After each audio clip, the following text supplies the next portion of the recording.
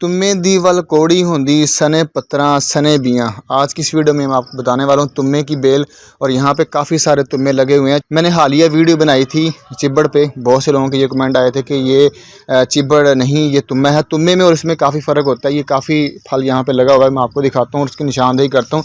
इसके पत्ते जो हैं ये काफ़ी हद तक मुशाबत रखते हैं जिस तरह तरबूज की बेल होती है, लेकिन ये इसकी मुकम्मल ये जो है वो कड़वा होता है। इसके बीज ये मैं आपको दिखाता हूँ। पहले नंबर पे इसका जो फल होता है वो गोल नुमा होता है और इसके अंदर से इस तरह के इसके तुखम निकलते हैं और ये भी इंतहाई कड़वे होते हैं।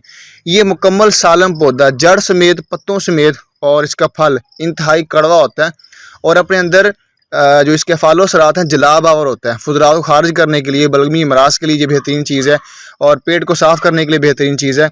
और ये शनाख्त में और इसमें काफ़ी फ़र्क है, तुम्मे में और कचरी में काफ़ी फ़र्क होता है। इसके फल को साबुन में मिक्स कर लेते हैं, जिस तरह सनलाइट